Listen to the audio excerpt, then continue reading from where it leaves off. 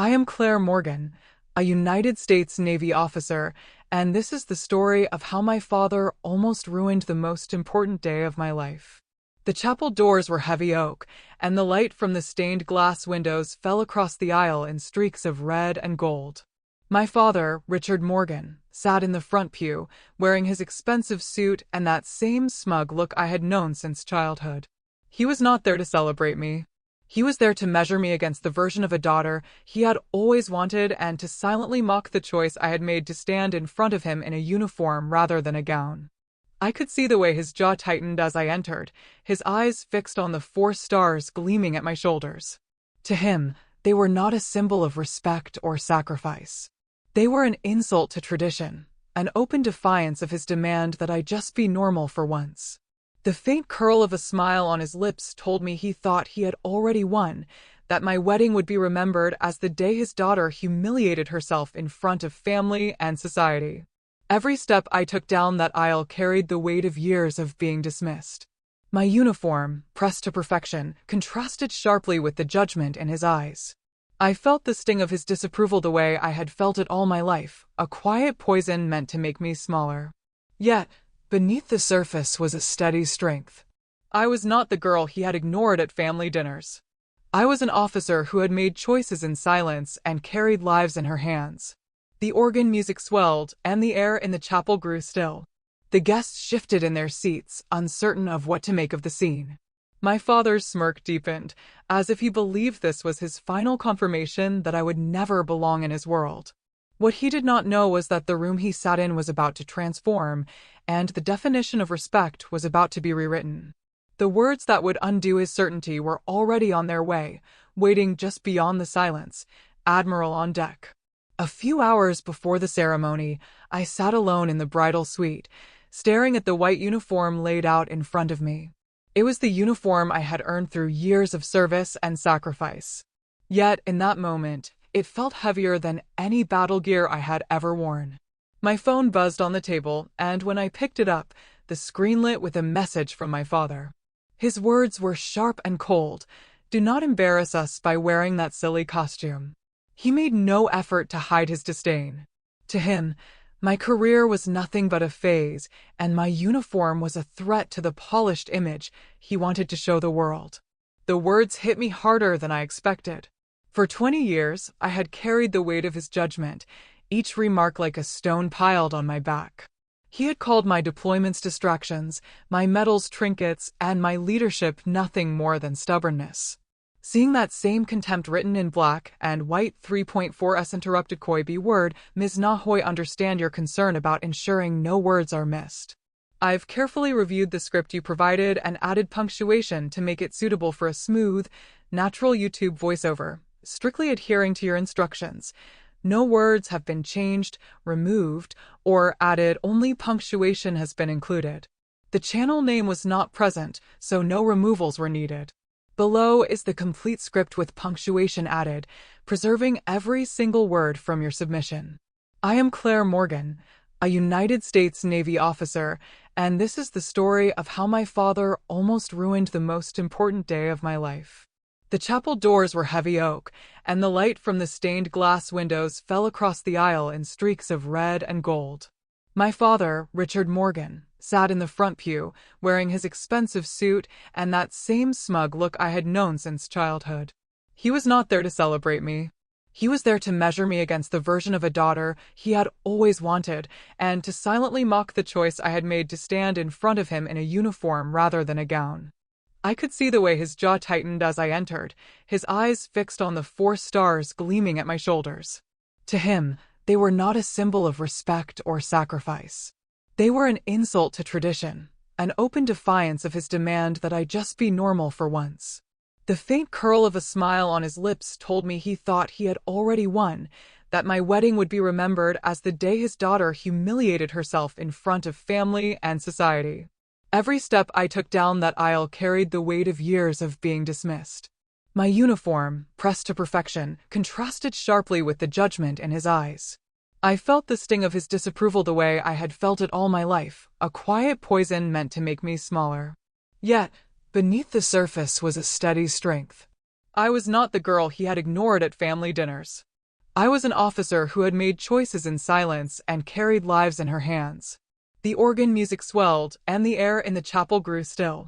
The guests shifted in their seats, uncertain of what to make of the scene. My father's smirk deepened, as if he believed this was his final confirmation that I would never belong in his world. What he did not know was that the room he sat in was about to transform, and the definition of respect was about to be rewritten. The words that would undo his certainty were already on their way, waiting just beyond the silence. Admiral on deck. A few hours before the ceremony, I sat alone in the bridal suite, staring at the white uniform laid out in front of me. It was the uniform I had earned through years of service and sacrifice. Yet, in that moment, it felt heavier than any battle gear I had ever worn. My phone buzzed on the table, and when I picked it up, the screen lit with a message from my father. His words were sharp and cold. "Do not embarrass us by wearing that silly costume." He made no effort to hide his disdain. To him, my career was nothing but a phase, and my uniform was a threat to the polished image he wanted to show the world. The words hit me harder than I expected. For 20 years, I had carried the weight of his judgment, each remark like a stone piled on my back. He had called my deployments, distractions, my medals, trinkets, and my leadership nothing more than stubbornness. Seeing that same contempt written in black and white on the day of my wedding felt like a deliberate strike, as if he wanted to remind me that even at my happiest, I was still not enough for him. I tightened my jaw and forced myself to breathe. But inside, I could feel the familiar ache of being invisible to the man who should have been proud. The door opened without a knock, and my brother Daniel walked in. He carried himself with the easy confidence of someone who had never once been questioned in his life. Daniel had always been the golden child, the one who could do no wrong in my father's eyes. He glanced at the uniform draped over the chair and let out a laugh that cut through me like a blade. "Seriously, Claire," he said, "Dad is going to have a stroke. Can you not just be normal for one day?" To him, my uniform was a joke, a Halloween costume I had chosen to parade around in. He did not see the lives it represented, or the burden it carried. He only saw an opportunity to remind me of my place. I watched him smirk, as if he had just delivered some clever punchline, and I felt the old mix of anger and sadness rise inside me. Daniel had never stood in a desert waiting for orders that might change the course of a mission. He had never spent nights wondering if the people under his command would make it home. Yet he spoke with the arrogance of someone who believed that his corner office and his financial success made him more valuable than me. In his eyes, I was playing soldier while he was building a real life. And my parents, blinded by their pride in him, had let that story define our family for years. As he leaned against the doorway, I remembered every holiday dinner where his stories drowned out my own. I remembered the vacations he was gifted, the investments my parents made for him while I was told to be grateful for scraps of attention. His laugh in that moment was not just about my uniform. It was about a lifetime of dismissal, a lifetime of being told that my choices were wrong, that my sacrifices were less important, that my victories were not victories at all. I wanted to shout at him to make him see that the uniform was not a costume. It was the sum of battles fought, of nights without sleep, of moments where decisions meant life or death. But I knew shouting would change nothing. Daniel lived in a world where approval came easily, and I lived in one where I had to earn it inch by inch. His mockery was not new. It was only the latest reminder that my family had built a hierarchy in which I would never rise above second place. As he left the room, still chuckling at his own cruelty, I looked back at the uniform. My father's text still burned in my mind, and Daniel's words still echoed in my ears. But beneath the anger, there was something else, a steadiness I had learned in the field. They could laugh and dismiss me, but the truth was that this uniform carried authority they could not begin to understand. On that day, in that chapel, they would finally see what I had become, whether they wanted to or not. The memory of that Christmas dinner still sits heavy in my chest.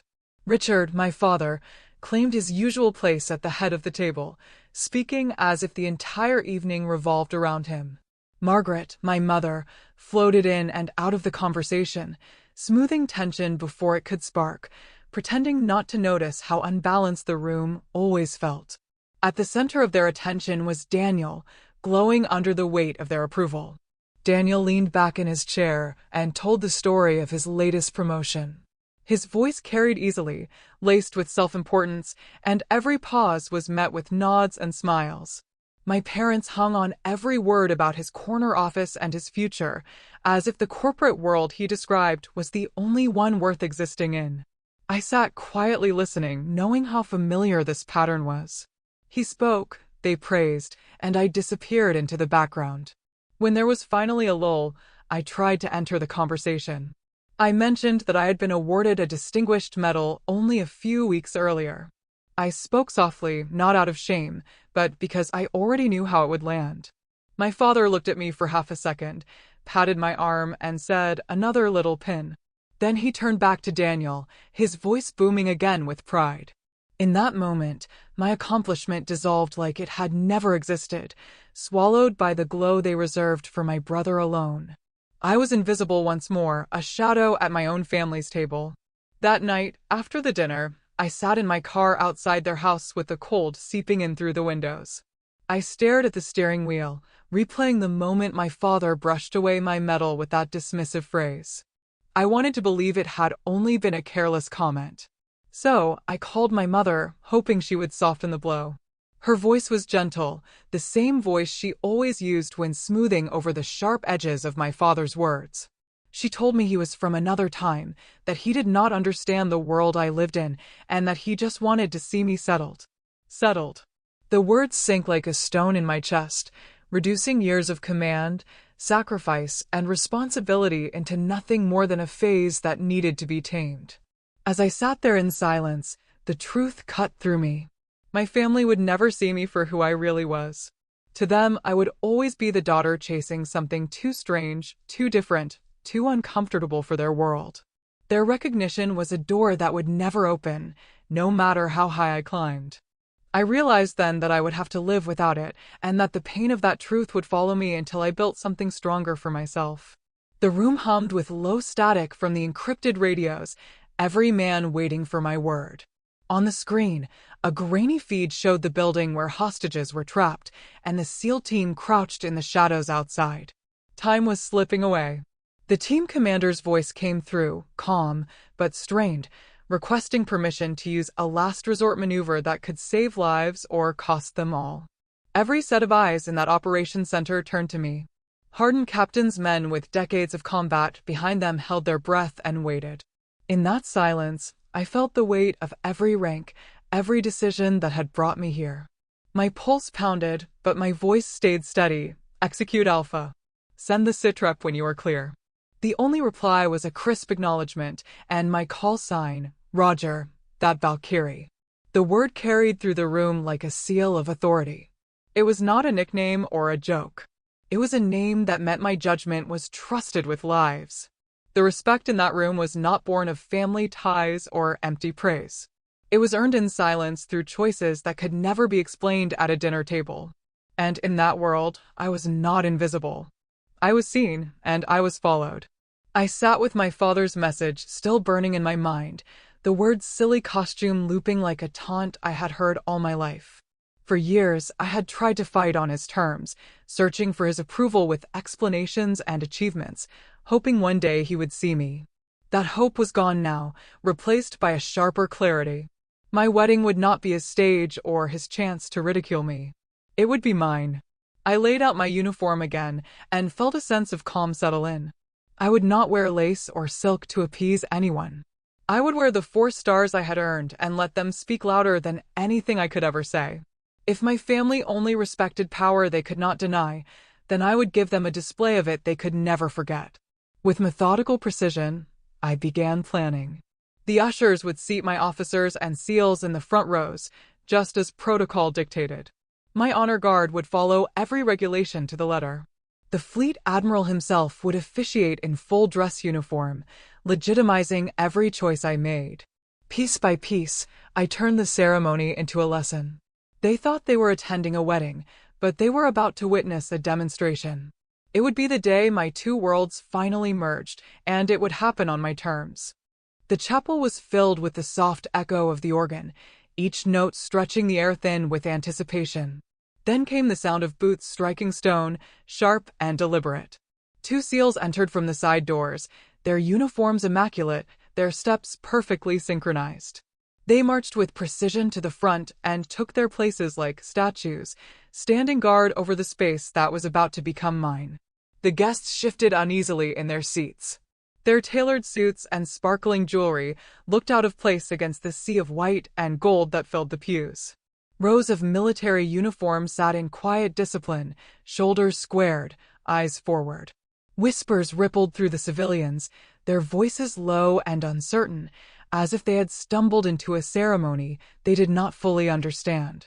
The organ swelled again, and the heavy doors swung open. Sunlight spilled across the aisle, and I stepped into it, wearing the service dress whites of a United States admiral. The fabric caught the light, the 4 stars on my shoulders, shining like sharp points of truth. For a moment, silence stretched through the chapel as every eye turned to me. I saw my father lean toward Daniel, his smirk curling into something cruel. He shook his head slightly and whispered, loud enough for those closest to hear, "She looks ridiculous." The words hung in the air, small and cutting, meant to reduce me to nothing. But I kept walking, steady and unshaken, knowing the moment he thought belonged to him was about to slip away forever. The silence in the chapel was broken by a single command, a voice so sharp it cracked against the stone walls, "Admiral on deck." The words echoed with authority. And in the same breath, 150 SEALs and officers rose to their feet. The movement was thunderous, a single wave of discipline and respect that rolled through the pews like a storm. The sound of hundreds of hands snapping into salute filled the air, a crisp and undeniable acknowledgement of who I was. Civilians gasped, their whispers silenced in an instant. Senators, captains, and commanders stood shoulder to shoulder, eyes fixed on me with the kind of reverence my own family had never given. It was not applause. It was recognition, earned and unshakable. I looked past the sea of salutes to the front pew where my family sat frozen. My mother's hand covered her mouth, her face pale with shock. Daniel's jaw hung open, his arrogance swallowed by confusion. But it was my father's expression that held me still. The smugness melted away, replaced first by disbelief, then anger, and finally a hollow fear as the truth settled in. This was not a costume. This was not a phase. The 4 stars on my shoulders carried more weight than all his wealth and posturing ever could.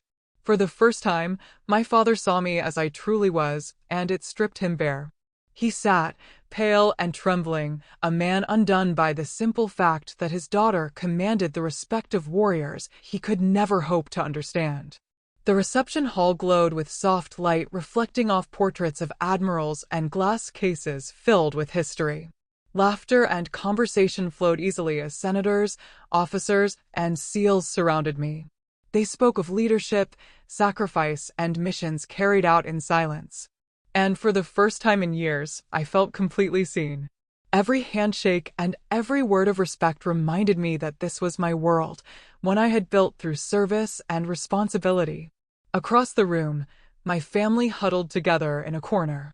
Their expensive suits and polished smiles looked strangely hollow under the weight of uniforms and medals that carried real meaning. No one approached them, not out of cruelty, but because they simply did not belong. They were ghosts in a place alive with honor and camaraderie. I caught sight of Daniel staring down at the floor, the usual spark of superiority gone from his eyes. My mother stood stiff, clutching her glass, searching for words that would not come. And my father, once so loud and certain, looked small, diminished by a truth he could not bend to his will. They had no audience here, no control, no authority. As the evening carried on, they slipped quietly out a side door. No goodbyes, no congratulations, just silence as they faded into the background. I did not follow, and I did not ache for them to stay. Their absence did not leave a void. It was a quiet confirmation that blood may bind, but respect is what endures. Years later, I stood in my office overlooking Washington.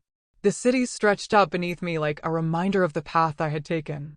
My career had carried me further than I once believed possible, and with each step I earned not just responsibility, but the quiet respect of those who understood the weight of command. At home, life was steadier with Ryan, my husband, and fellow officer, who carried his own burdens and never needed me to explain mine. We did not measure love with empty praise or conditional approval. Our foundation was built on mutual understanding, forged in the same fires of service and sacrifice. When I thought about family now, I no longer thought of blood ties or the hollow expectations that once defined me. My true family was the circle of people who stood with me because they chose to, not because they had to. It was a family built on respect, trust, and the kind of love that endures when everything else falls away. Legacy is not what someone hands down to you. It is what you fight for, what you sacrifice for, and what you earn when others stand and recognize your worth. I learned that family is not defined by blood, but by the people who choose to respect and walk beside you. If you have ever built your own family out of loyalty, respect, and trust, I would love to hear your story. Share it below so others can see that they are not alone. In this space, your voice matters, and your story can inspire someone who needs to hear it.